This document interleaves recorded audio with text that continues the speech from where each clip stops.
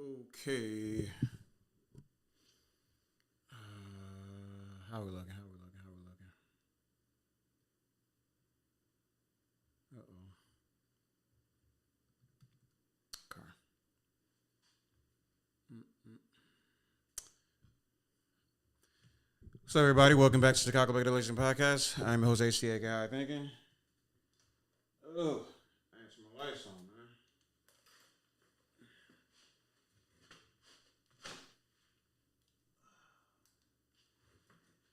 All right, that's better. Okay, yeah, this is a little bit of a impromptu type thing. Don't really got much of a real show kind of going on. I'm kind of gonna just start researching some things I kind of had on the back end. So this isn't like a real stream like that, but I do like the idea of showing y'all my journey in studying and stuff like that. Which isn't anything too complicated per se. I just like to.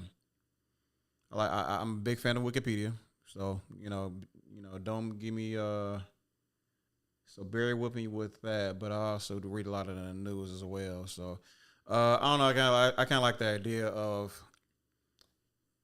us kind of going through some of this stuff together. And then if y'all know some things, call in. You know what I'm saying, and we can maybe have a little conversation about it and whatnot. But that's pretty much this. I got some food down here too, so y'all probably that's probably off screen for you. But so that's kind of why I'm on tonight. Um, Let me see. So yeah, without further ado, let me get my thumbnail ready. I mean, not my thumbnail, but my stuff, my links, my links.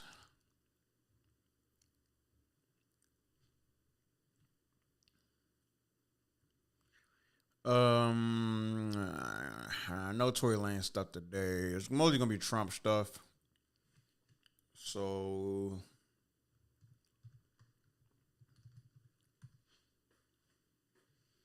yes. Elon Musk, NBC News. So let's go switch over to this. Uh huh. This is a good angle. Kind of better. Yeah. Like I said, without further ado, we're gonna be taking a look at the news for the day regarding Donald Trump. Um, I mean, this dude he's been on something every day. Seem like if he's not talking ish to somebody, instilling some new tariffs. Uh, I mean, I'm sorry when I say somebody talking ish to another to a whole other world leader. um, Going back and forth with China. Oh my goodness. Closing some kind of minority museum or something like that, or oppressing some sort of whether it's black or Hispanic or whatever. Yeah, just he's going after people's history essentially. Whole like, and that's man, he ain't stopping, bro. But let me see. I day want to see what Elon Musk had to say about this. Um, I definitely think I definitely been seeing people kind of calling for like a little too late situation with Elon Musk and calling out this big beautiful bill. I like to call it a big bullshit bill. Um, President.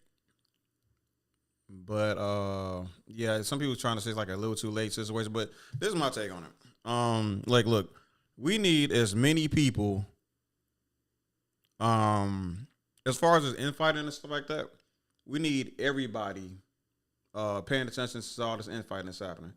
I think this infighting thing can be a great thing for the simple reason that how should I put this?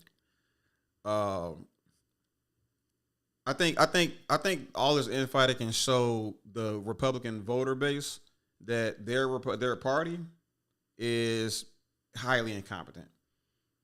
You got a bunch of Trump supporters. We got a bunch of Trump supporters that are against Donald Trump. You got some rhinos, as they like to call them, whom are I guess they call them Republican in name only. Um, you got your MAGA people, your MAGA guys, and then you got your senators that I mean, what was that? Well, the what's that girl named the bad built beach blonde butch body chick. She didn't even read. She didn't read the damn. She didn't read the damn bill before she signed it. Right? Man, it's just a big ass bill. But no, you can't. No, you can't do that. You have to. Y'all have to have a. I mean, my thing is y'all have to at least have a good dialogue, or I'm saying at least listen to the dialogue of the Democrats to understand why it's a bad bill and stuff like that. And I'm sure that they had a lot to say about like how this impedes on the states' rights and stuff like that. Which is what she was kind of representing. We'll get to that in a moment. But I want to check out what Elon Musk had to say about this. I can see there's a situation regarding the big, like I said, the big bullshit bill. So let's see. We are following some breaking news. Elon Musk is blasting. Hold on, let me start over again. Just like. We are following some breaking news. Elon Musk is blasting a massive spending bill backed by President Trump. In a social media post, Elon Musk called the bill a, quote, disgusting abomination that will increase the deficit. He went on to say of what's known as the big, beautiful bill, shame on those who voted for it. You know you did wrong. The post comes just days after Musk was given that send-off in the Oval Office for his time leading the Department of Government Efficiency. NBC News White House correspondent Vaughn Hillier joins us now with the latest. Vaughn, how are the White House Republican lawmakers reacting to these comments from Musk? Right. Well, this happened just 5 days ago, Elon Musk leaving Washington, yet clearly on his social media platform, he's making it clear that his opinion isn't going anywhere. And this comes at a very, very difficult time for these negotiations. And that's why I want to let you hear from Speaker Mike Johnson, who is one of those Republicans that is looking for this big reconciliation package, which includes the major GOP tax cuts, cuts to Medicaid, cuts to SNAP, but also increased spending on the military and border enforcement and the Trump administration's mass deportation efforts. All of that is in this package. I want to let you listen to the speaker respond to Elon Musk. With all due respect, my friend Elon is terribly wrong about the one big beautiful bill. We had a long conversation yesterday. He and I spoke for, I think, more than 20 minutes on the telephone. For him to come out and hand the whole bill is to me just very disappointing, very surprising in light of the conversation I had with him yesterday. Wow. What a horrible fucking person. It's like I don't know what the conversation was about. I don't know what was in the conversation. I don't know what he was talking about. Obviously, it's not for public people. Private conversations. Obviously, not for the public to know anything about. But if Elon Musk is like more or less echoing the sentiments of what he shares publicly, which is I can assume so.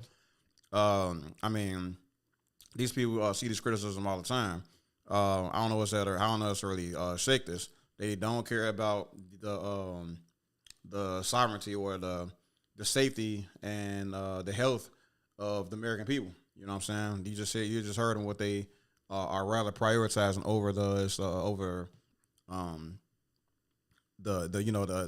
livelihood of American people. The military spending, the border enforcement, which is something which you kind of asked for with this Republican Party. But yeah, tax cuts for the rich and the wealthy. You feel me? I mean, there's be tax cuts on for the middle class and a little bit of anybody or the working class as well. But I mean, for what it's worth, it's not really what we. No, it's not. The juice is not worth the squeeze. Like from my perspective, especially when considering, just how much how much disinvestment they're gonna see in just how much disinvestment you're gonna see in Medicaid and things that actually assist in the funding like funding of hospitals in areas where they don't have a lot of pull a lot of circulation of finances in those areas, and those especially like a red district or red counties and stuff like that. So this gonna be really interesting to see how. It's really interesting seeing how all this stuff kind of like develop, and how again opinions of Republicans kind of sway in over this. Like Democrats are on one vote and agree, or in one agree.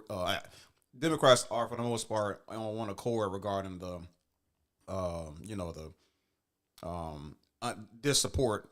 lack of support of this bill, whereas Republicans seem to be kind of all over the place with this. So I think that's kind of where the riffraff is, or the commotion is really happening. You know what I'm trying to say? White House Press Secretary Caroline Leavitt just a few moments ago said that the president already knew Elon Musk's position, and it is not changing this White House's urging of members of Congress to get this bill to his desk. Von Hilliard, thanks so much. More Americans turn to NBC News than any other news organization. And the Supreme Court on Monday. Okay, so Buddy just said he's surprised that Elon Musk feels that way. And I'm just like, nigga, how can you be surprised? Like, are you like, do y'all like, I don't understand. I wonder if they have, I wonder if they're going to show Elon Musk's Twitter post regarding this.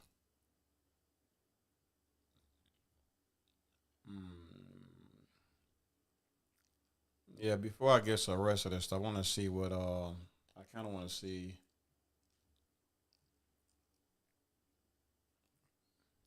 Elon Musk, what exactly he said.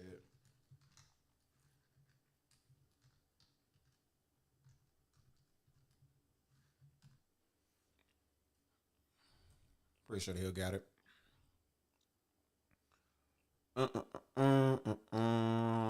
Hill does not have it. Let's try images. And I'm gonna do it.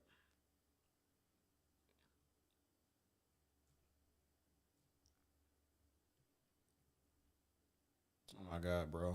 I just want, okay, I can just do this. After I wait on the, nobody has like a JPEG of this thing.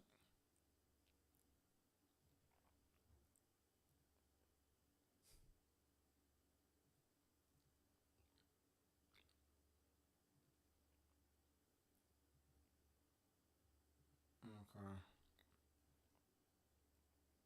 Oh my God, why is my life doing this? Those who voted for it, you know you did wrong. You know it. Just pork-filled congressional spending bill is a disgusting abomination. Shame on those who voted for it. You know you did wrong. You know it. Musk slammed what Trump called one big beautiful bill for massively increasing the already gigantic federal budget deficit to a staggering $2.5 trillion, warning it will burden American citizens with crushingly unsustainable debt. The nonpartisan Congressional Budget Office estimates the bill would hike the deficit by $2.3 trillion, with tax cuts and higher spending on immigration enforcement and the military outweighing any savings. Reacting to Elon Musk calling reconciliation bill a disgusting abomination, White House press secretary said, "It doesn't change the president's opinion. This is one big, beautiful bill, and he's sticking to it." How mad do you think President Trump is going to be when he finds out that Elon Musk said, "I'm sorry, but I just can't stand it anymore. This massive, outrageous, pork-filled congressional spending bill is a disgusting abomination. Shame on those who voted for it. You know you did wrong. You know it." Look, the president already knows where Elon Musk stood on this bill. It doesn't change the president's opinion. This is one big, beautiful bill, and he's sticking to it. Musk, who stepped down from a White House role last week and was a top Republican donor during the 2024 elections, doubled down on his criticism later on X, declaring, "In November next year, we fire all politicians who betrayed the..." Real quick, Ocean says, well, I'm surprised too, because he was all buddy with Trump, and he supported Trump. Yeah, he definitely supported. I mean, he was like the main contributor, the main finance of his campaign, at least to my knowledge. Get that boy a racks on, I mean, millions upon millions of money to for in support of his campaign. I mean, and look into some conspiracy theorists like to believe that he actually used the satellites to assist with that counting. I mean, that's just what I'm hearing. They take that with a grain of salt. I would at least. The American people. He had previously expressed disappointment with the legislation, telling CBS it was a massive spending bill that undermines his Department of Government Efficiency's efforts. Musk expressed his disappointment, saying, "That is so bizarre, bro. Like, I don't know, man. Like this, like y'all saw the tag, right? It said DOG. Like, bro, me, and he got a CB right here too. Like, are people not like internet literate? Okay, let me show y'all something real quick. Let me just show y'all like the game. You feel me? Some of them some doge. It's not like people and people try to correct me when I say doggy. It's like it's a doggy, bro. Like it's the doggy meme. Hold on.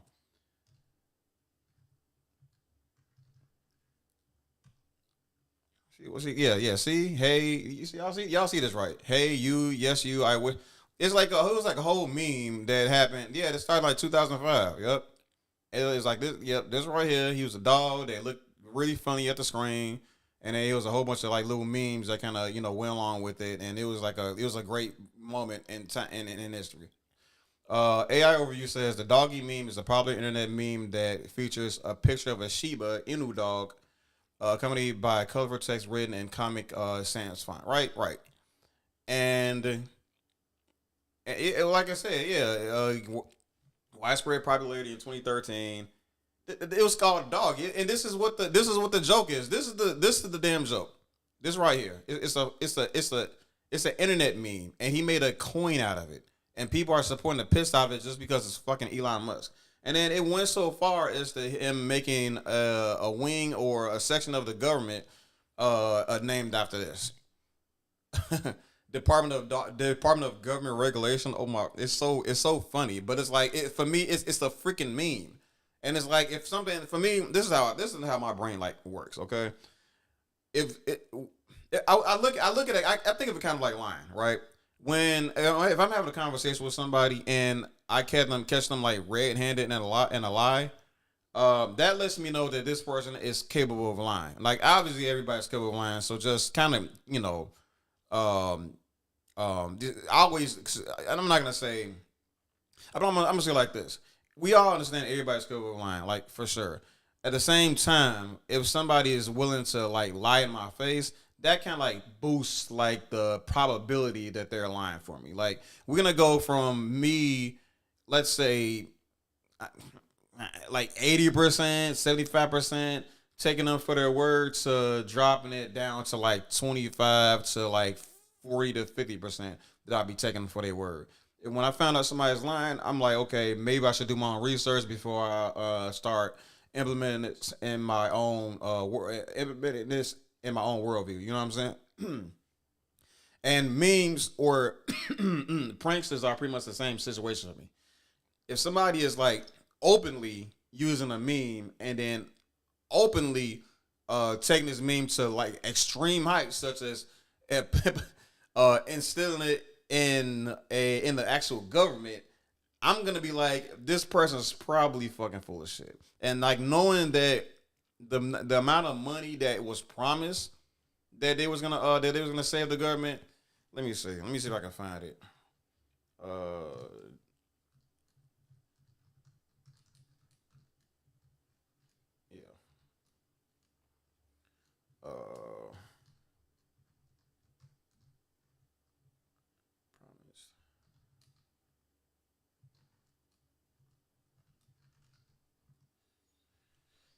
The Department of Government Efficiency, Doggy, not Doge, Doggy, under Elon Musk initially promised to cut at least $2 trillion from the federal budget. This target was later reduced to $1 trillion, then again to $150 billion. When Doggy has claimed to have saved $175 billion, there are reports of flaws and inaccuracies in their claims. Some have been questioned the reliability of their claims, with some savings figures being disputed. So it's like they found they went from 2 trillion to 1 trillion to 150 billion. They think they try to go over it as 150 billion, but a lot of stuff is going to be a lot of stuff apparently is being pushed back on. You know, it's being challenged. So how much money are they really going to be saving? I bet you can bet your bottom dollar it's going to be a lot less than $150 billion. You feel me? And so like all of this is just like they failed in their mission. It's a fucking meme. It's Elon Musk. He's low key. He's just listen. He's been putting like Roman salutes and stuff like that. He's lying about it. What the salute he was actually been using, knowing damn we're not in Rome, knowing damn well that the implications of such salutes and stuff like that. Like bro, like look, man. If anybody that's trying to tell me, oh, it's a Roman. I mean, for anybody that's trying to tell me it's spelled Doge or Elon Musk is like his he's a genius. Like look, man, this stuff is not it's not it, bro. Like it's just not. What was I though? I think it was this. Yeah. They declined to hear two major gun cases. One. Well, it's not even. I could have sworn I had a. Okay. Yeah, so what's to know today? Elon Musk called the Republican bill to advance President Trump's agenda is a disgusting abomination on X. He later threatened to fire any lawmaker who supports it.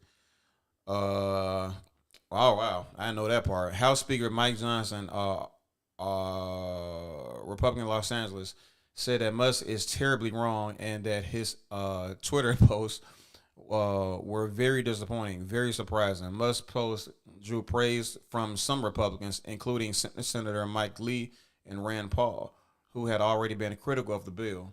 Newark, New Jersey Mayor Ras Baraka is suing the interim U.S. Attorney for New Jersey, Alina Habba, alleging she violated his constitutional rights when he was arrested at a federal immigration. So yeah, that's interesting. I want to see. Let me see. Mike Lee and Rand Paul. I want to know exactly what they said about the bill. So, oops. I do want to know what they're because I'm really interested in the Republican side. I want to know what they think of. I'm sorry, how are they pushing it back against this bill? Because that's the important part. One thing I don't want people to like fall victim to, is this false sense of, what's that word? This false sense of like relief and context. I want to say no. I think what I really want to call them is false camaraderie, right? These Republicans, yeah, it's great that Republicans are pushing it back against this bill, that they don't want to pass it. But the important thing is, why don't they want to pass it? You know what I'm saying? And because like, you don't want to, I mean, like, how do I put this? Some people like to say the enemy is my friend, but you never know the intentions of, those enemies that you would consider your friends because they're enemies. Like, bro, you have to consider everybody's intentions. And if Rand Paul, if Mike Lee, if the reasons for them pushing it back against this bill is completely different from I would say,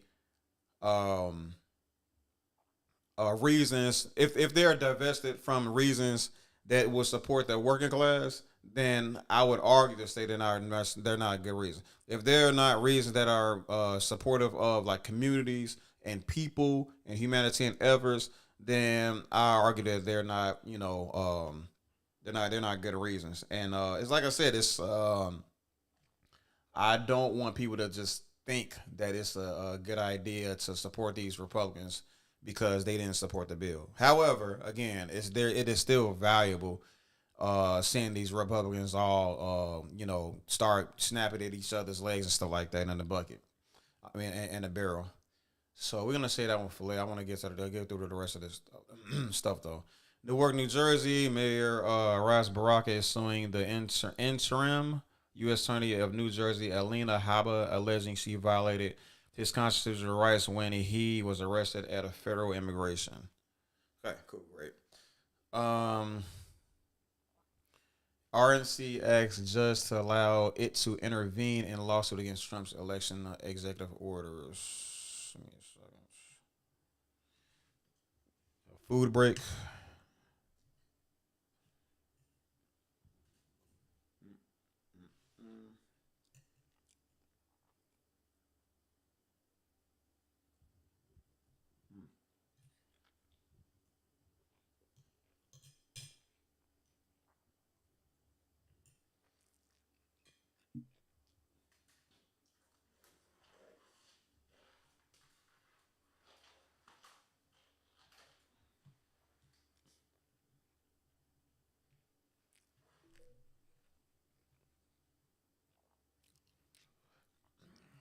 Okay.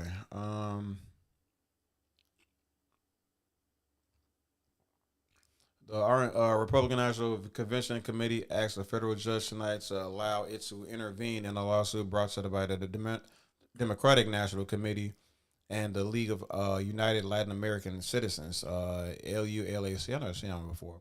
An immigrant advocacy group challenged parts of Trump's executive order on elections. By intervening, it would become a party to the case and be able to support the government's arguments if it wishes. If the DNC is standing to challenge the EO executive order when the RNC has a mirror image interest to defend the EO, attorneys for the Republican National Committee wrote. The parts of the executive order that the DNC and LULAC were challenging had to do with the national mail voter registration form, the topic of several ongoing lawsuits. The RNC has a direct stake in the state efforts to maintain accurate voter rolls because it relies on voter rolls to communicate with voters, advise candidates, and turn out voters to vote. The RNC lawyers wrote, the RNC's candidates, members, and voters are also directly affected by the measures to ensure elections are conducted properly, yield accurate results, and the votes of the American voters are not diluted by the votes of non-citizens or voters who fail to vote by election day.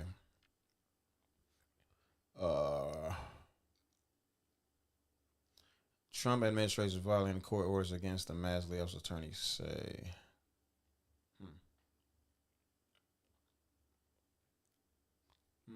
Trump administration violating court orders against the mass layoffs. That's goddamn. So this dude, they really are serious. People are really are. People weren't joking when they say this dude thinks he's above the law, like he's above the Constitution at that. And I don't know. It's like his supporters are just like, oh, it's like they. I mean, the dude can do practically anything, but I guess that his supporters think that he's doing what's necessary. He's above. He'll go above the law, above the Constitution, if it means saving America or or making America great again or whatever the fuck. I don't know. Like that's just. I think that I'm assuming that's their argument. That is why they're doing all. I don't know, man. It's completely bizarre to me.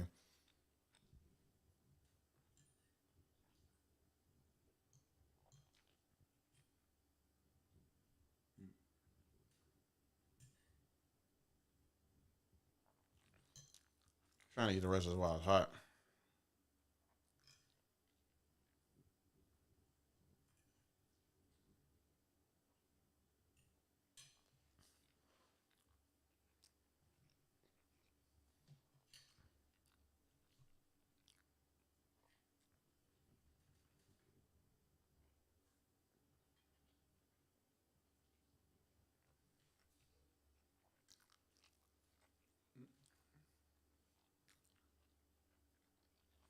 Okay.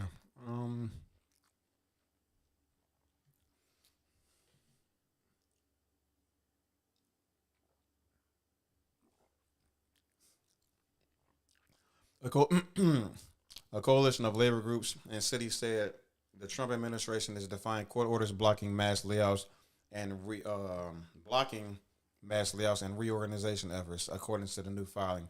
In the following today, they asked a federal judge in California for an urgent status conference, saying that they had received reports that the State Department, the Department of Housing and Urban Development, and the Department of Health and Human Services have continued to implement Trump's February executive order in defiance of court orders. Plaintiffs respectfully request that the court hold a status conference as soon as possible this week so the parties may address how to resolve disputes regarding the State Department and HUD actions subsequent to the court orders, they wrote.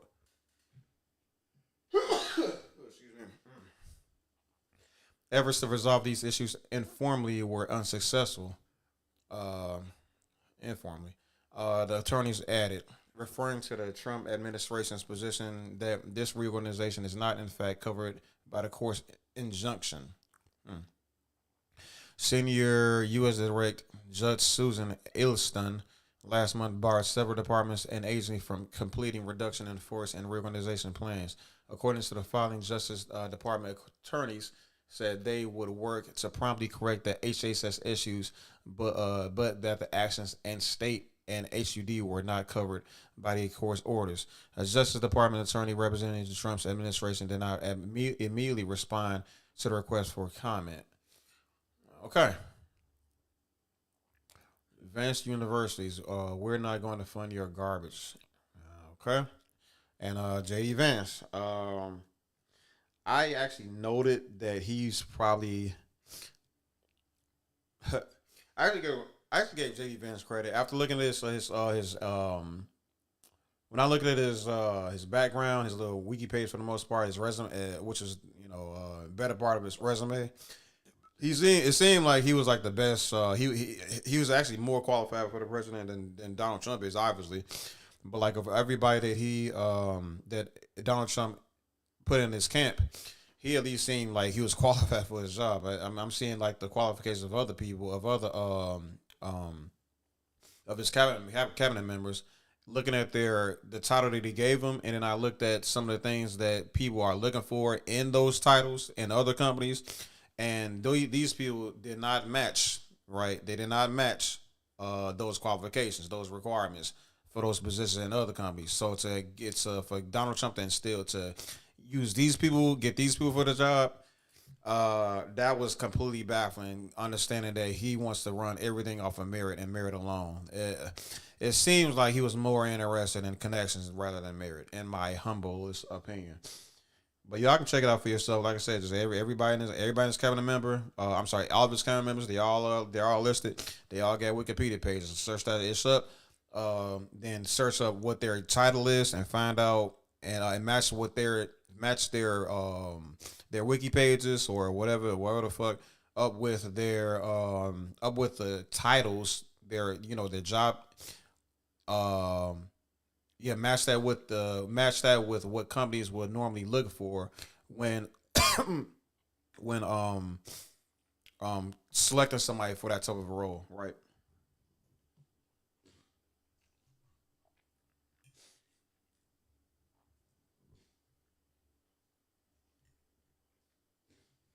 All right.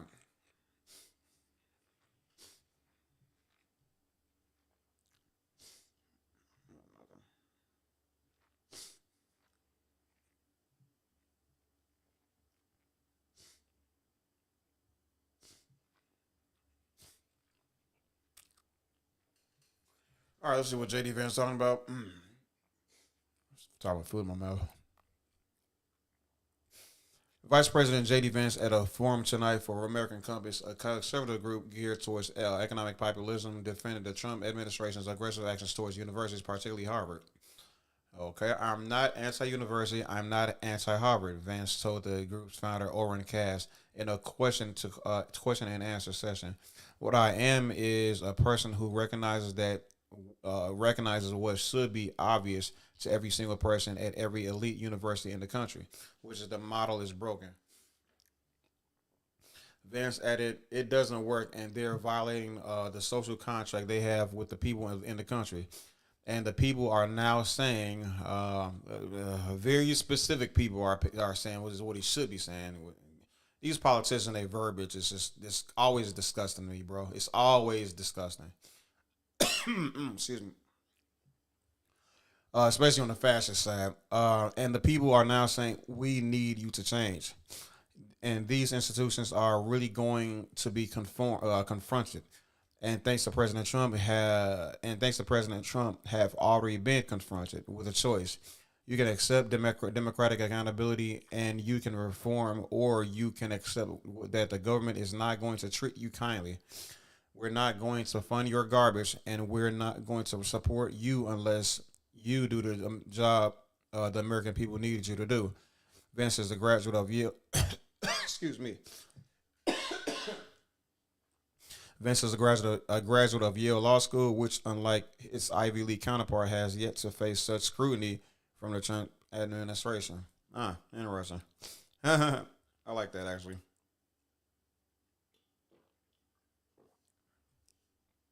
I like my manipulation like cut and dry. You know, I like my manipulation like cut and dry. Like keep it at a really low level. I like really good at manipulation, like a manipulation that's like a 8 or 7, 7 or above out of 10. Oh yeah, that's the tough shit. That's the stuff that's the shit that's hard to crack. Multi-layered even. But yeah, a guy, the vice president going after going after these schools and then avoiding his own. Yeah, that's that old good old bias. Major Taylor Greene says she agrees with Musk's criticism of the GI Bill. Marjorie Taylor Greene. Let me do a quick search bar. I keep seeing his name. I see his name everywhere I look, but I don't know too much of anything what she's about.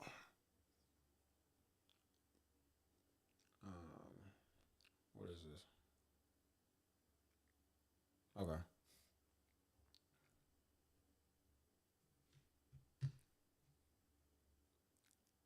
Oh yeah. Yeah, I know what this is. Um,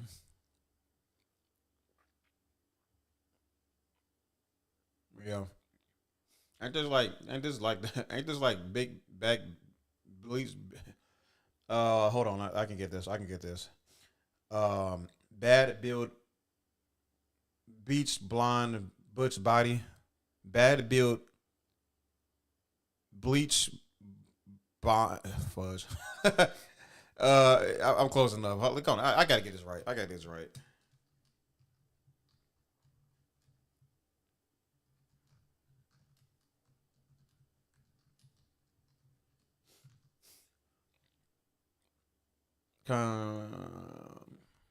Congresswoman. Yeah, bleach blonde, bad build, butch body. Oh boy, bleach blonde, bad build, butch body. Yeah, that's all right. And then that's what I was referencing earlier when I said she actually didn't read the damn thing, but apparently she's agreeing. Yeah, I'm pretty sure that's what they're talking about. What they're gonna be talking about. Representative Marjorie Taylor Greene, Republican in Georgia, said she agrees with Musk's criticism of the reconciliation bill, but she said Congress had to spend some money to right the ship and pass Donald Trump's campaign promises, which is border security. Greene voted for the bill, though she has since expressed some concerns about one of the provisions. Okay. Greene says she viewed border security as something worth spending money on. I write those checks all day long to Tom Homan, she said, referring to Trump's border Caesar, czar, or how you supposed to say that. And yes, what they were referencing is it was like a provision regarding AI security. Then it like essentially took away states' rights, legal right to regulate AI and stuff like that within their given states. Let me go ahead and find it for y'all, just in case I'm wrong about it, in case my memory fails me.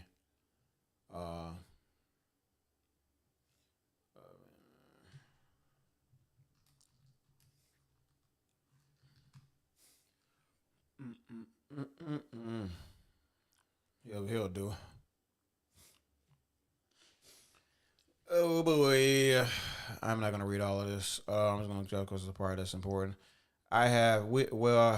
We have no idea what AI will be capable of in the next 10 years, and giving it free reign and tying states' hands is potentially dangerous. Potentially dangerous. Oh my goodness.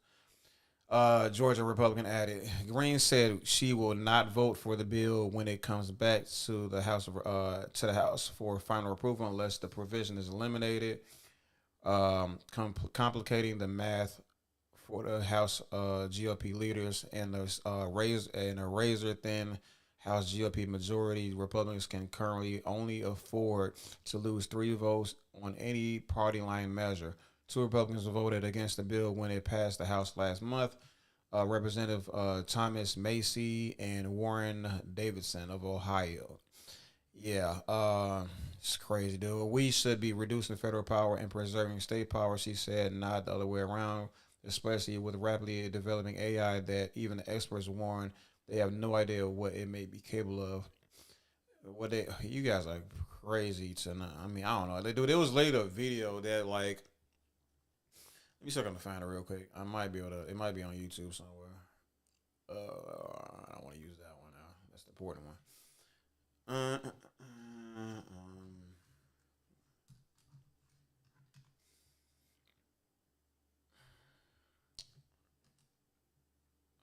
My homeboy Fanatic, what you doing, bro? Tariq blames. Oh yeah, this is a good one. Yeah, if any of y'all haven't seen this debate yet, Tariq Nasheed versus the Fanatic, bro, find it on YouTube. And Tariq that boy got destroyed in that debate. He should be ashamed of himself. Okay, what am I looking for? AI. Damn.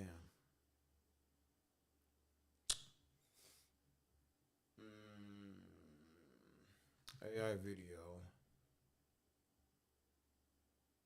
Propaganda, maybe?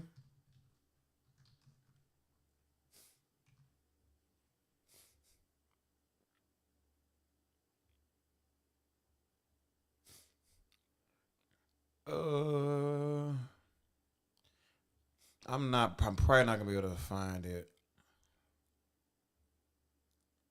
I wonder if I can. I think if I remember a quote from it. Damn, I can't.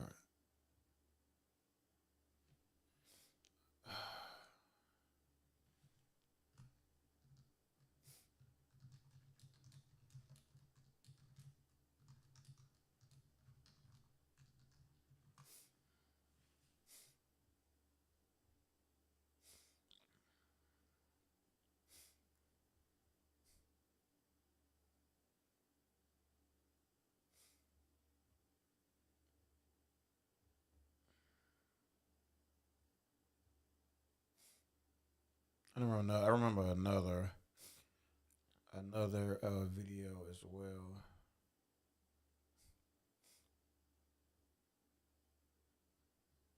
Another quote. I mean, let's try Google real quick.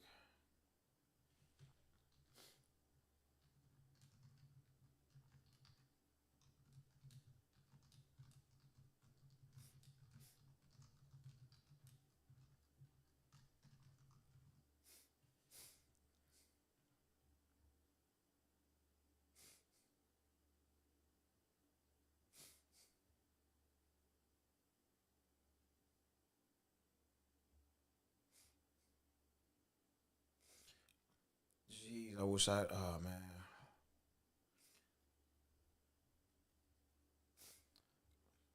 Yeah.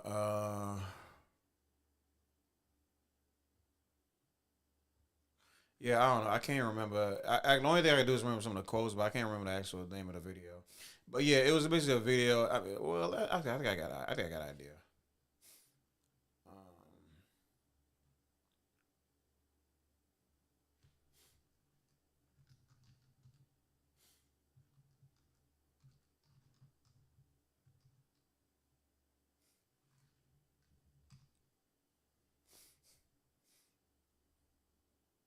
Yeah.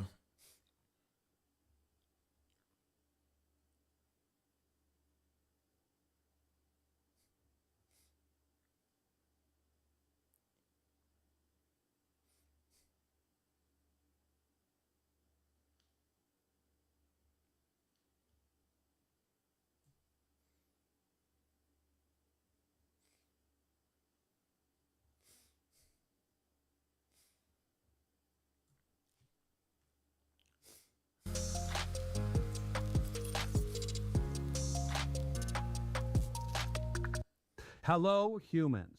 I am Dr. Chip Motherboard, a totally real robotics expert. I am definitely not AI. Okay, yeah, Chip is definitely AI. And I'm the real me, controlling that AI. My privacy policy prevents bathroom entry. My ultra-sensitive...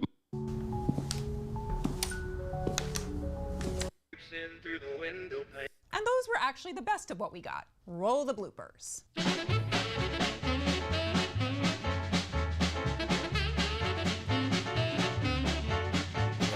All these AI videos. It's just getting like a lot more. I mean, you know, there's still gonna be like weird things that can happen, but the thing is, when you kind of put it in the right, and I'm not the biggest. I don't understand. I'm not the biggest AI video guy. Like I haven't really messed around with it at all. I do mess around with like ChatGPT quite a bit, but that's kind of about it. But like, yeah, I know that you can kind of just run and you put in the right commands and stuff like that. You can kind of correct stuff like this, essentially. So like, all you gotta do is like, I mean, when they perfect like these little weird things that kind of happen in these AI videos, that's when things kind of get really scary. I mean, let's check this AI out. just completely changed the content creation game. AI video creation has evolved so much since 2021. Sometimes we can't even say which videos are real and which are AI generated. I don't know. Someone told me the video that you are watching right now has been generated using one single prompt. So, my question is, who am I? Yep, he is right. All three videos that you just watched were created using one single prompt. No editing or voiceovers added, just one single prompt, VO3. Or else we can say Google AI just changed the whole AI-generated video market.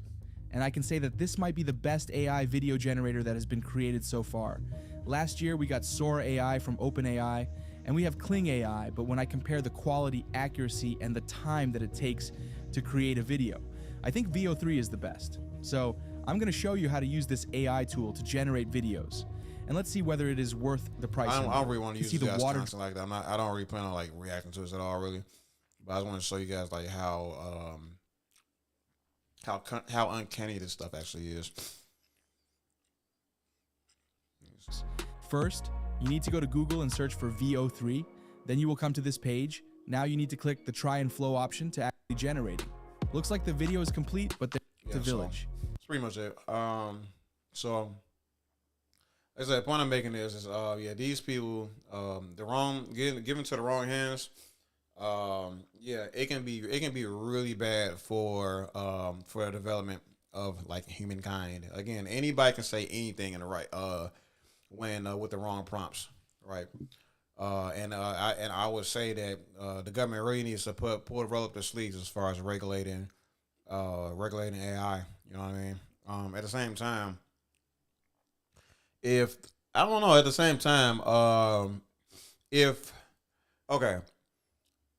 is like one thing that I will agree on regarding AI. If AI being regulated by the federal government is if states may want to be lenient on AI abuse. Like if the federal government puts in like very strict laws regarding the use of AI and AI, softwares and stuff like that, then I'll be pretty okay with it. Like this stuff needs to be like I'm saying like how I feel about it is if it gets bad enough, I don't think I will argue to say that you should not be able to release any sort of AI video without some sort of a watermark indicating that you are in fact watching an AI video. And I would suggest that you'll be forced to serve some significant jail time if you do release AI video without said watermark. And that's just how I feel about it. I know some people like, more. I mean, I'm just saying like it can get really out of hand. You know what I mean? And I respect my abolitionist people. I know I get it. Like prison is not the way. I get it. But check this out. Some people, man, what you can do with this AI stuff is frightening in my opinion. So for Marjorie Taylor Greene to want to send this stuff back to the states, let the states decide on who regulates, how they regulate AI. I don't think I can completely get with that unless every state is on one accord regarding how severe AI videos can be. So that's kind of where I'm at with that. But otherwise, yeah, if the federal government understands how important it is to regulate, like strictly regulate this stuff, I'm completely with it. What am I doing? Yeah, so that's Major Taylor Greene talking about like AI and shit. Trump pardons 2 diver who freed 19 sharks off Florida. Okay, good for Trump. I got to read that. Texas man arrested and accused of trespassing Mar-a-Lago said he wanted to marry Kai, police said. Who's Kai? Kai who?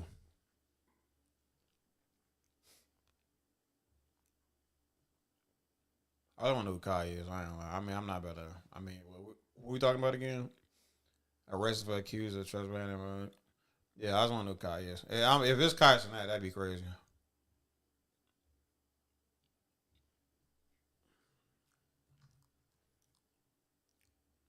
How the hell? Wait, control F, right?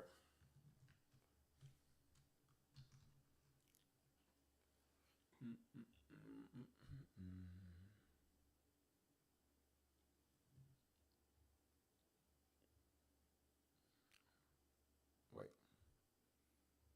Kai is the name of the president's 18-year-old granddaughter. Oh. Texas man arrested and accused of trespassing at Mar-a-Lago told police he wanted to marry Kai. Anthony Reyes told law enforcement he scaled a wall surrounding the property. A police report said Kai is the name of the president's 18-year-old granddaughter. Okay, how old is this dude, bro? Oh, he's 23. Ain't that bad, I guess. Failure, huh? Or whatever. Yeah, I mean, dude, you gotta relax, bro. You 23 years old, bro. And now your bond is set to $50,000. Like, bro, you gonna sit in that motherfucker, or you gonna cost your parents 50 racks. Like, listen, bro. Listen, if guys want to be simps and all that stuff, I get it. That's your prerogative. But like, bro, like, this is costing your people $50,000 because you're 7 is just diabolical. You know what I'm saying? Like, y'all got to cut that out, cause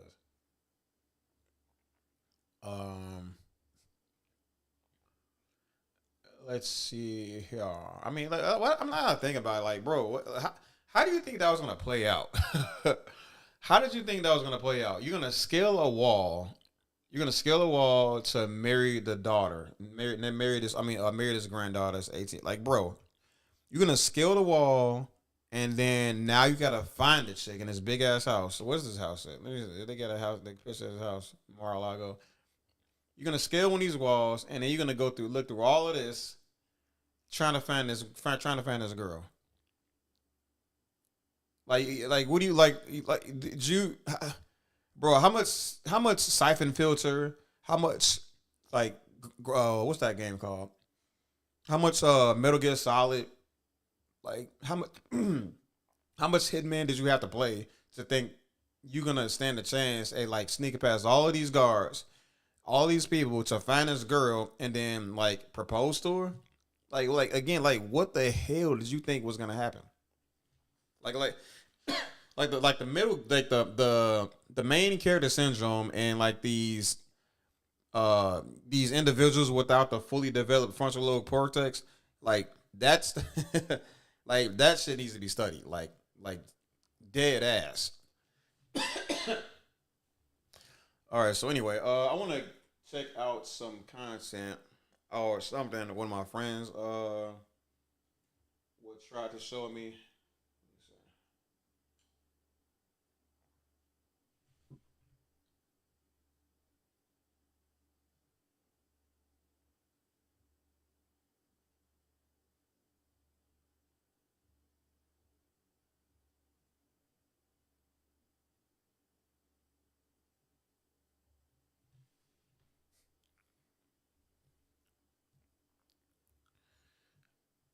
Okay. Okay.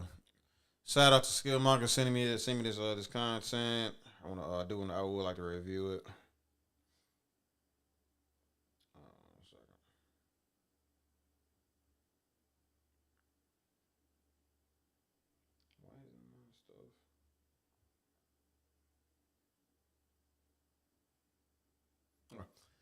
All right. Today, George Floyd, a 46-year-old unarmed black man, was murdered by Derek Chauvin. Not this time, y'all. Mother Jones. 5 years ago today, George Floyd, a 46-year-old unarmed black man, was murdered by Derek Chauvin, a white police officer in Minneapolis. The harrowing footage of the murder, in which Chauvin kneeled on Floyd's neck for more than 9 minutes after a nearby store clerk alleged he tried to purchase cigarettes with a counterfeit $20 bill, sparked nationwide protests over police brutality against black people and the persistence of anti-black racism. More broadly, Chauvin was found guilty on all charges in the case and sentenced to more than 20 years in prison. 3 other officers who were also on the scene and failed to get Floyd help as he struggled to breathe were found guilty of federal civil rights violations and sentenced to 30 to 42 months in prison. But a new report from the New York Times, coupled with the recent actions from the Trump administration, suggested that whatever progress appeared to come in the wake of Floyd's murder was not lasting. 30 to how long is 30 months? It's about 2 years to 3 years. Going on 4 years at 42 months. A New York Times analysis published Saturday, based on the data from the Washington Post and the database mapping police violations, found that the number of police killings nationwide has risen every year since 2020, with black people constituting a disproportionate number of victims. Last year, for example, there were a number of 1,226 people killed by police, and 18% increase. Oh, crap. Man, let me read this last paragraph again. A New York Times analysis published Saturday, based on data from the Washington Post and a database mapping police violence, found that the number of police killings nationwide has risen every year since 2020, with black people constituting a disproportionate number of those victims. Last year, for example, there were a total of 1,226 people killed by police, an 18% increase from 2019. 18% increase from the preceding year. Since 2019, I'm sorry. The Times found while most of the victims killed by police reportedly were armed, some, like Floyd, were not. Last year, 53 unarmed people were killed by police compared to 95 in 2020, according to Times analysis. Over the past decade, black people have been killed by police more than 2 times the rate of white people. Okay. We can. That's very believable. Understanding that black neighborhoods are significantly much more policed than white neighborhoods. So that's just kind of what it is. Native Americans were the racial group with the highest rate of police killings, according to the Times data. That is so strange to me, though. Like, what is it with Native Americans getting killed by the police officers, knowing that they are such a small percentage of the United States population? Like, that's so bizarre to me. Let me check this out real quick. Well, this is, man, you can't do it. No offense, Microsoft.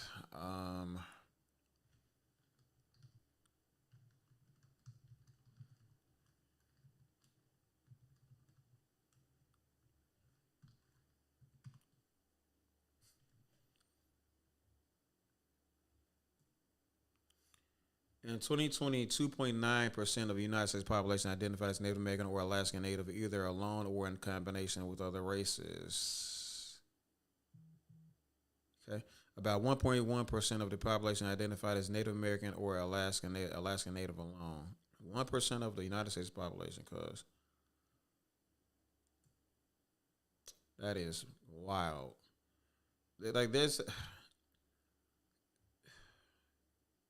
It's like, where are these people congregating?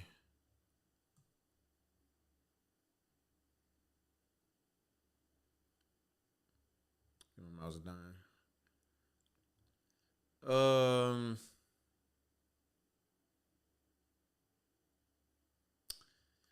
So 80% or more. So yeah, like what's this? Oh, this is Nebraska. Oh man, I forgot my damn states, didn't I? Yeah, this is Oklahoma. Anyway, Arizona, New Mexico is where we are.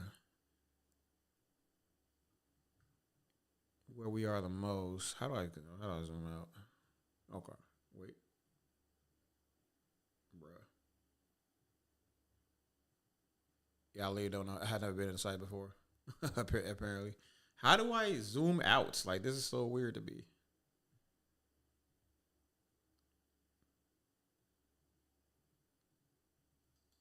Whatever, there you go. I did it. But yeah, like I said, New Mexico, Arizona, some of the hotter spots. There's Idaho, Montana, North Dakota, South Dakota. South Dakota is a big one. I don't know where the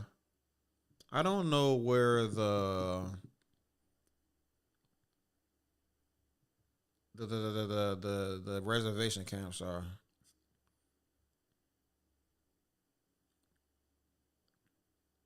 So I don't make the stream completely about Native Americans. I don't really have much reason to research them at this moment, but I actually want to read about this. But yeah, oh, we gotta go back to this other thing.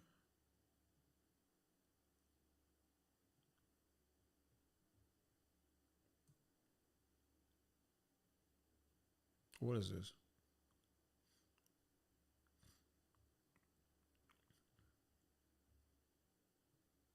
This was not the page I was on, was it?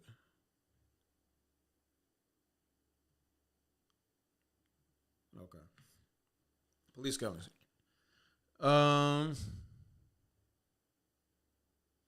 Native Americans. Okay. The rates of police killings were higher and have increased since 2020 in the redder states that President Donald Trump won the last election. The bluer states, wait, what? The rates of police killings were higher, okay, and have increased since 2020 in the redder states that President Donald Trump won in the last election. The bluer states that former Vice President Kamala Harris won, on the other hand, saw stabilized rates of police killings since 2020. That is so. I didn't know. That's a big one. That's a big one right there. How much more I got to read? Okay, not too much at all. Oh, I know that guy. Food break.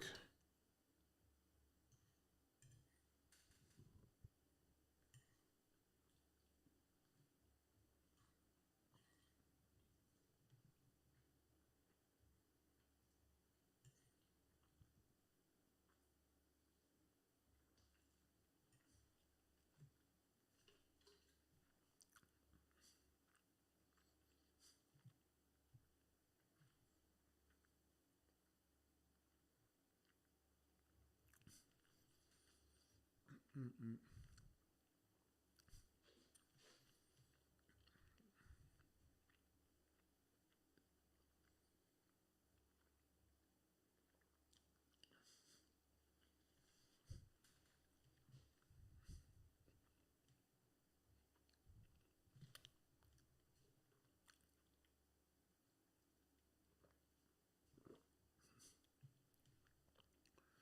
Okay.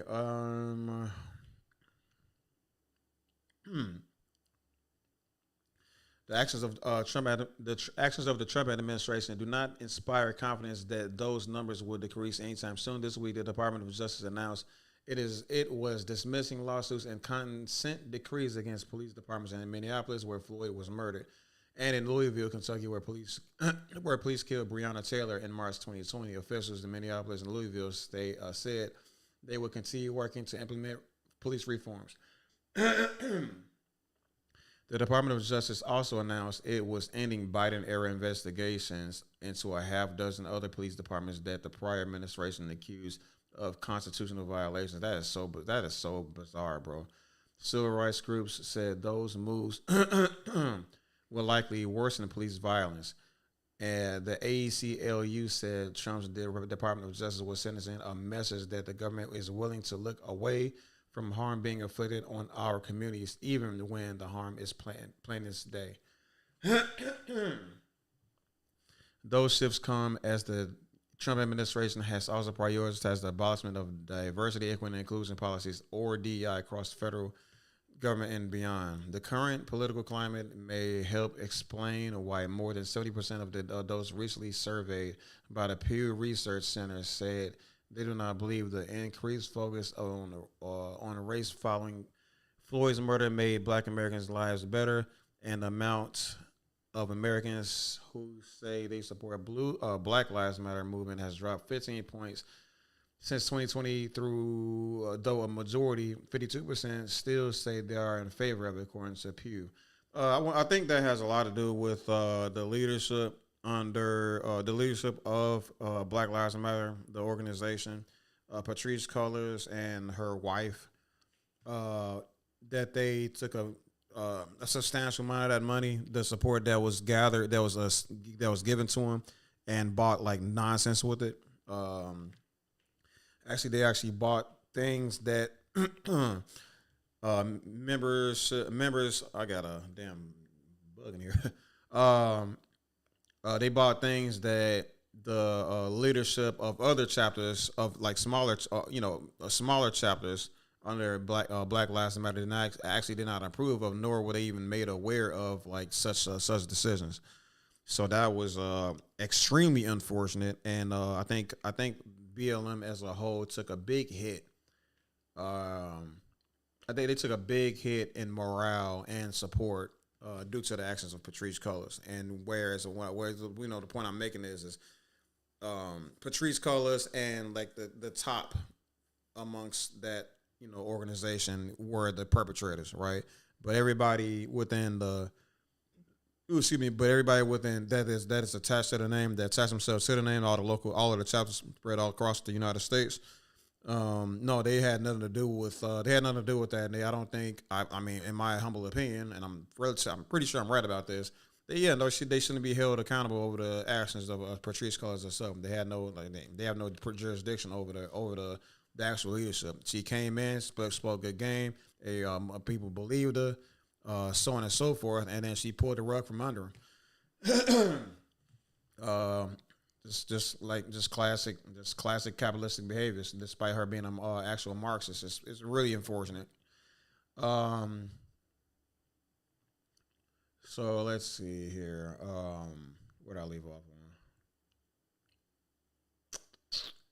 Let's go ahead and read forward from here on out. Now, those shifts come as the Trump administration has also prioritized the abolishment of the. Okay, yeah, I read this. The current political climate may help explain why more than 70% of those recently surveyed by Pew Research Center said they do not believe the increased focus. There we go. On Sunday, various Democratic lawmakers commemorated Floyd's passing in social media, including Minnesota Governor Tim Walz and Republican. I'm like, what? Governor Tim Walz and Representative Ilhan Omar, okay, along with Representative Ayanna Pressley, my bad, I know who she is, and Representative Monica McLiver. I never seen that name. Representative Jasmine Crockett, we all know who that is, and Senator Raphael Warnock. Crockett, Omar, and McIver, I don't know, called on Congress to pass the George Floyd Justice in Policing Act, a bill first introduced in 2021 that would increase accountability of law enforcement. Its measures included creating a national registry to track police misconduct, which is freaking massive, limiting no-knock warrants and chokeholds, and requiring training to implement on implicit bias and racial profiling for law enforcement officers. The bill was most recently reintroduced in the House last year by Representative Sheila Jackson Lee, Texas, Democrat out of Texas, but it failed to get a vote. That is freaking crazy to me. Mother Jones video correspondent Garrison Hayes sees reason for hope despite the limits to progress in the last few years. That is so crazy that we don't even get the George Floyd policing that. But I mean, that just goes to show, bro. Like, look, socialist, humanitarian efforts, pretty much abolitionists, like anybody you would think would coincide with the Green Party. I'm pretty sure they're just punching air right now, because this is stuff that is very much so asked for amongst people all over, but it's promised under the Green Party. And then like when we get some level of like police accountability passed some sort of bill corresponding to that passed, it only lasts a couple years and then they get rid of it. That is so insane to me, man. Like that is completely crazy. But yeah, I mean, which one was it? The police accountability was the big one for me. The idea that they create like this like a police registry for when a police conducts performs some misconduct, it attaches. I mean, they are like logged into like this registry of like of jackass police officers. Like, what we're talking about, like how else should we like explain it? And that should tell neighboring police. So in the event that this misconduct police officer is reprimanded and fired from his post, he can't be rehired in another location, or he shouldn't be, because like the registry will let them know like, yeah, this guy's problematic. But I mean, I guess that's not gonna stop them from like hiring the guy if they feel like they need him or they want him or whatever. So. But like that's, I don't know. The fact that they couldn't get a single vote is just completely baffling to me. I think that is a big strike against the Democratic Party. Huge strike against the Democratic Party.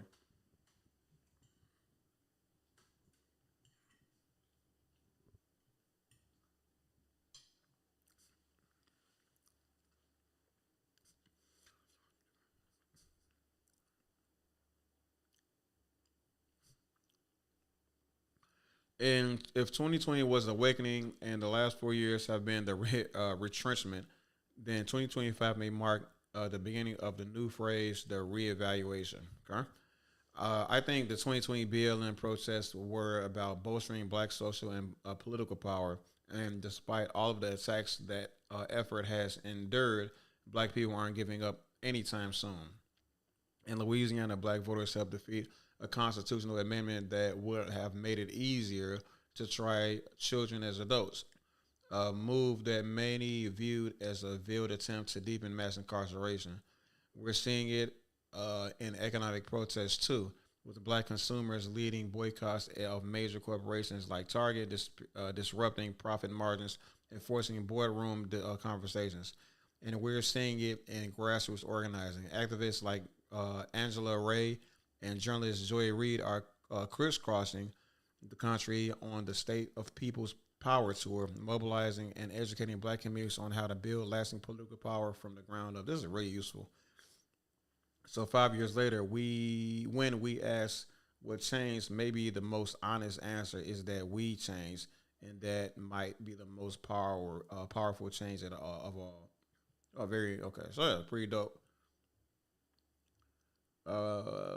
Let's see what my homeboy here has to say. I know him pretty It's been 5 years since George Floyd was murdered. His death sparked global outrage. But I think the protests that followed were centuries in the making. From the Middle Passage to mass incarceration, from slave codes to Jim Crow. The pent-up energy of America's enduring commitment to anti-blackness bore down on that moment. But 5 years later, many of us are left asking what changed. We went from black squares all over social media, global protests from London to Lagos, demonstrations all over the United States. Yeah, that was like really, that was a very, very pivotal time for us. A very pivotal time period for us. But so for the simple reason that, how do I do this?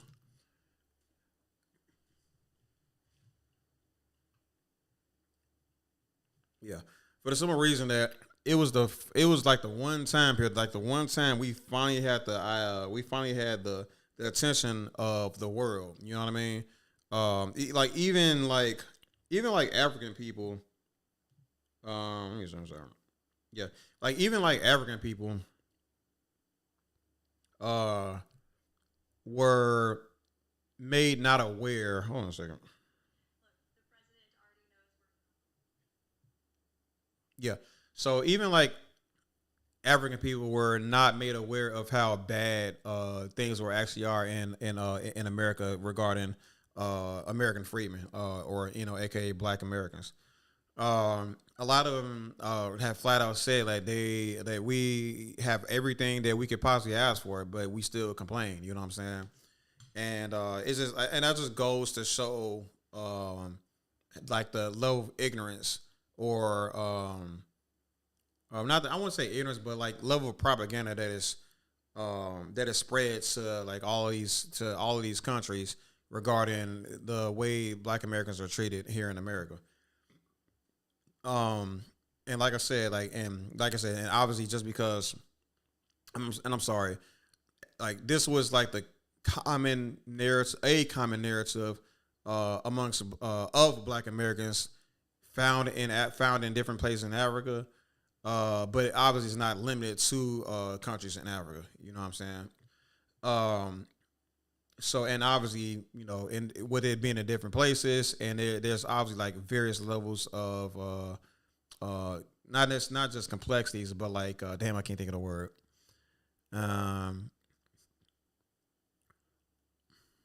It's not coming to me. But yeah, different extremes is what I'm saying. Like that sentiment had like a various levels of extremes.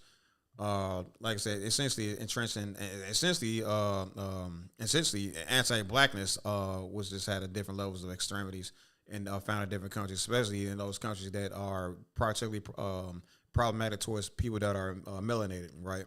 Such as Brazil.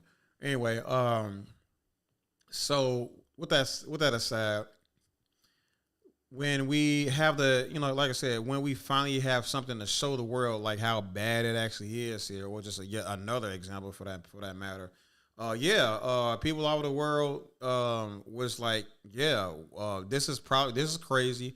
We need to like say something. We should show Black Americans our support and stuff like that. And it wasn't just a support; it was actually a whole lot of money sent our way as well, and that was really useful. You know what I'm saying? So like this was.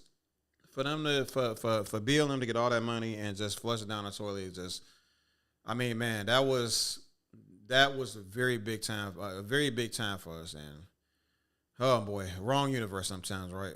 All of that to critical race theory bans in a year's time. Corporations pledged $50 billion toward racial justice. Books by Black authors topped the New York Times bestseller list. But books by Black authors $1 billion bans in a year's time. Corporations pledged $50 billion toward racial justice. $50 billion towards racial justice.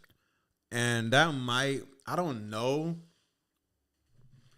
I don't know what that. I don't know exactly what those money, what that really meant. Because it can't mean anything, mind you. But like, so we can suggest that some of that money went towards Black communities. Some of that money went towards BLM. You know what I'm saying? Books by Black authors topped the New York Times bestseller list. But just a few years later, some of those exact same books were banned from public libraries. If 2020 was the awakening, I think the 4 years that followed could be called the retrenchment. Take, for example, the most substantive policy position of 2020's BLM protest movement, police reform. Despite Senator Cory Booker and then Senator Kamala Harris introducing police reform legislation as early as June 2020, Congress never passed a bill to limit the use of no-knock warrants, chokeholds, or qualified immunity. In some places, police budgets grew. And across the country, states have been breaking ground on Cop City police training facilities. Perhaps the most notable evidence of this retrenchment was the 2024 presidential race, when Donald J. Trump was reelected. His administration has moved fast to undo any of the racial progress his predecessors valued, dismantling civil rights departments, equipping police with excess military gear, and ending Biden-era investigations into the police departments that took the lives of George Floyd and Breonna Taylor. But as crazy as it sounds, I still think that there is reason for hope. If 2020 2020 was the awakening, and the years that followed the retrenchment. I think we are entering a new phase right now, what I'm calling the reevaluation. Black political power, despite all of the attacks it's taken, is alive and well. Organized Black voters in Louisiana helped to defeat a constitutional amendment, one that would have made it easier to try children as adults. What some community members believe would accelerate mass incarceration and impact Black people the most. Black folks are boycotting companies like Target, potentially costing them billions. Angela Rye, Joy Reid, and others are leading the State of the People Power Tour, galvanizing, teaching, and organizing Black folks across the country to build political power locally. 5 years later, I can't stress how important that type of push is. Like, I think that's like the main thing that's stopping Black people from reaching our liberation. It's like, this is one of my biggest points. This is one of my biggest suggestions towards the Black community.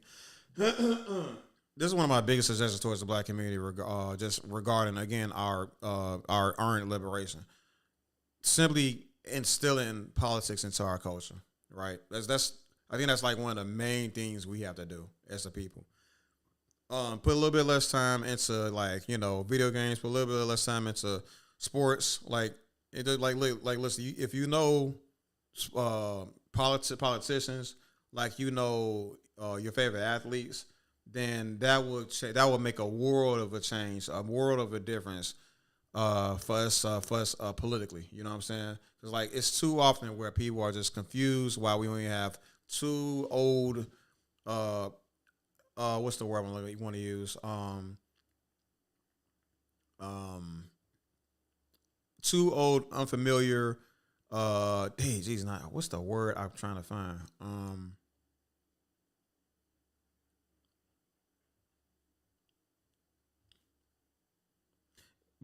Okay. Basically, the word means they are not like us. Oh God, why did I do that? Yeah, like I said, I'm not gonna remember it all, but yeah, we have to we have to vote between two people that neither one of us identify with. You know what I'm saying? To any capacity, let alone policies. So when we feel like we're stuck between a rock and a hard place, yes, a lot of us will just choose to just not vote at all. But when we are inspired to vote for somebody like such as a Barack Obama, yeah, like people would get up and go for it. You know what I'm saying? But if people, like, I'm just saying, if Black people were going to, like, their town hall meetings like they were going to church, I mean, like I said, that can create changes that we may not see coming. You know what I mean? Because, like, think about it. If we were to go to our town hall meetings, like, one day out the week, just a gang of us, and we were to take that stuff, like, take the town hall as serious as we take church, there's gonna emerge from those groups more leaders. You know what I'm saying? Amongst those crowd, and those leaders are gonna want to speak and fight for the will of the people that's around them. You know what I'm saying? And if they can like take on positions like local positions, that's great. If they can advance all the way to the House or the Senate, or become a congressman, anything like that, then that's a whole nother level, obviously. Maybe even Supreme Court, maybe even get a Supreme Court seat, But the fact of the matter is, something like that can only happen. It can only happen if we were to, like I said, just take it to another step, take it to another level. Our political, how serious we take politics. Let's see the rest. Let's kind of finish this one out. Later, if the question is what changed, I think the answer is that we changed, and it's probably for the better. Okay. Yep. So yeah, pretty dope video, man. 5 years since I've seen this guy plenty of times before. I forgot his name though. Years since George Floyd. Mother Jones. What is this guy's name?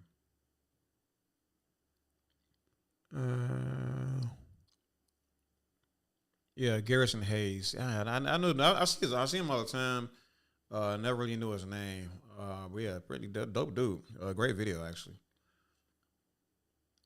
Let's see here. I think that's gonna be it for me though tonight. I don't want to stream too long, honestly. I kind of want to just do a little bit of research, see what's happening in the days, and the latest regarding Trump and the federal government for the most part. Let me see. I kind of want to know what else my homeboy has shared with me.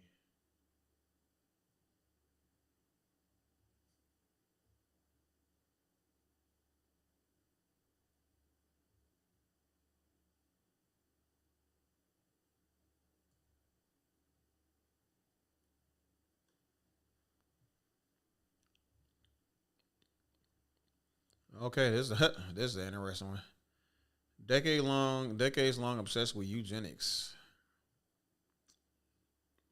I think I did see this video right here. This the one I've seen.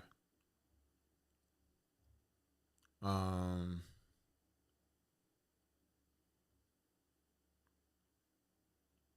me see. I read an article where the Friends people get $2 million an episode. Right, Rob? Right.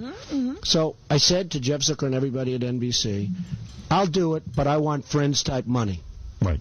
I think that's reasonable. Right. And they said, well, maybe we can work something like that out. And they said they get $2 million an episode. I said, no. There's 6 of them. Right. That get $2 million an episode. There's one of you. And there's one of me. You want $12 million an episode. Well, and then I said, so Nice. there's 6 of them, so that's 12, right? Right. I'm So you're gonna give him a bargain. I'm thinking like Howard thinks, because I hear he has one of the great contracts in history. Okay. Oh, yeah, I'm rolling. Then I said, they said, well, that's ridiculous. How dare you suggest that? Then I said, well, wait a minute. Let's go a little further. My ratings are higher than Friends now by a lot. And the other thing is it's an hour program. And Friends, as you know, is a half hour. That's right. And you know who told me that one? I have a golf pro who's mentally retarded. I mean, he's like really not a smart guy. Right. And I'm playing golf, and I'm thinking about what am I going to tell NBC. And this golf pro comes up to me, and he tells me, yeah, but your show's an hour, and Friends is a half hour. He's obviously a Friends watcher. And there are 6 people And I they said, pay. yeah. So they pay 6 people $2 million apiece for a half-hour show. I'm one person, and I have an hour show, and I have higher ratings than they do. And you don't even have to have writers. So I said, I'm saying I bet the production costs of your show are less. Well, what I told him, I said, so I should be paid $24 million an episode. I didn't get it.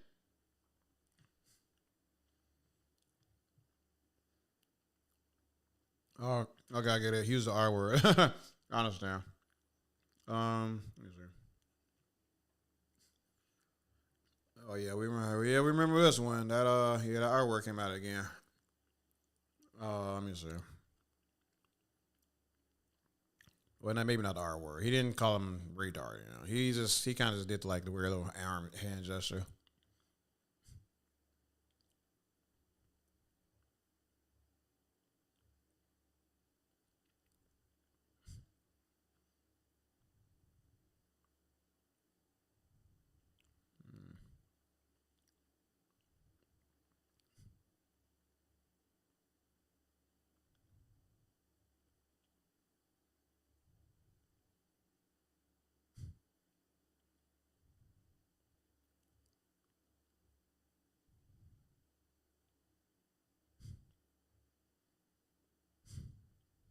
Bro, look at this now. Look at this shit. Oh boy, how disgusting.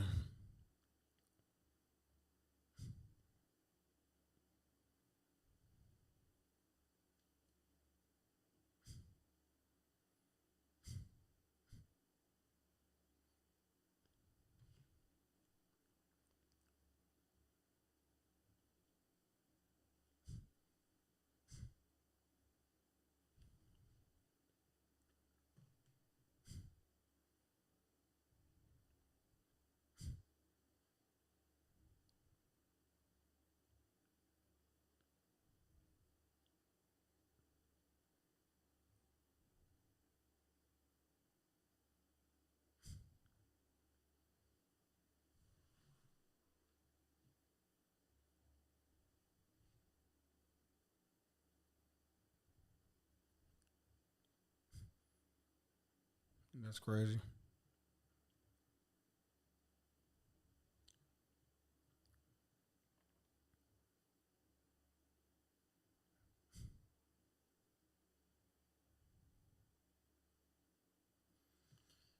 Okay.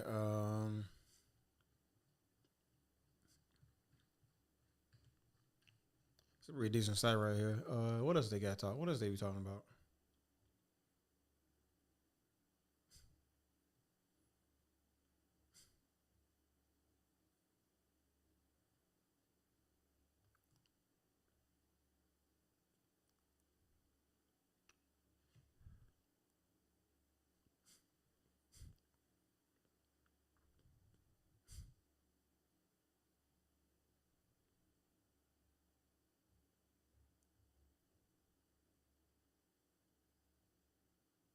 Okay. All right, so I'm gonna go ahead and bounce. I'm most likely gonna be streaming every day. I'm trying to do it every day. Just kind of trying to rebalance my life and all that stuff to like be more involved with my live stream and stuff like that. So y'all gonna see a lot more of me. I appreciate for anybody that's watching this on replay. But yep, be blessed, everybody.